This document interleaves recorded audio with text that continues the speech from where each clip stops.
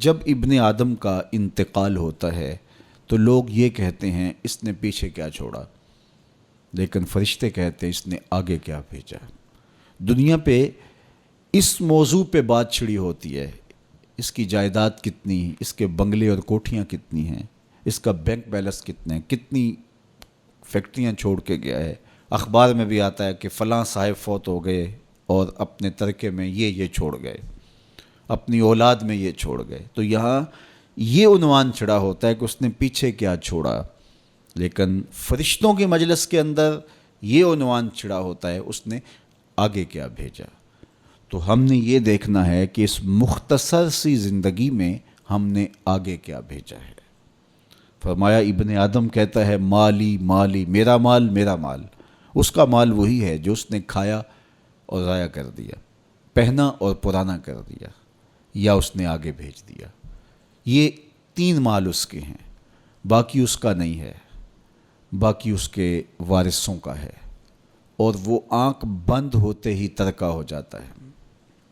اور یہ جو بہت بڑا نام تھا، بہت بڑی شناخت تھی، بہت بڑے عہدے اور منصب کا مالک تھا، یہ روح نکلتے ہی میت بن گیا۔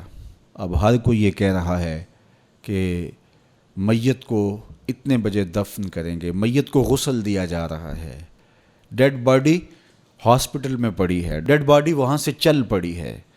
تو یہ عنوان چھڑے ہوتے ہیں۔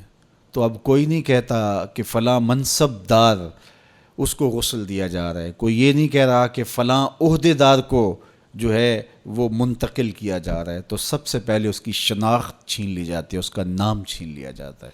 اب وہ میت بن گیا، اب وہ ڈیڈ باڈی بن گئی، اور اب رشتے ناتے وہ سلسلے کہاں گئے، وہ جائیدادیں، وہ سب کچھ، وہ منصب سارے یہیں رہ گئے۔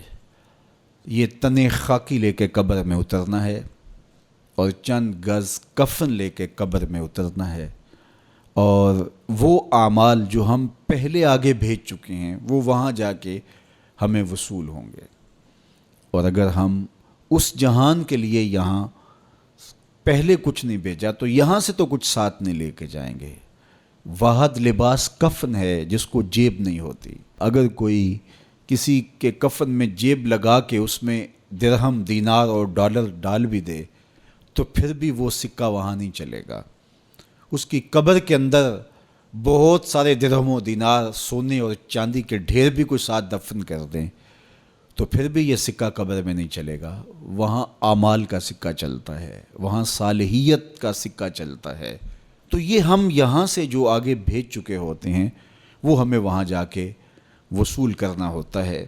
تو میں اور آپ دیکھیں کہ ہم نے آگے کیا بھیجا ہے۔ مجھے پتہ ہے میں آگے کیا بھیج چکا ہوں، اور یہ آپ کو بھی پتہ ہے کہ ہم آگے کیا بھیج چکے ہیں۔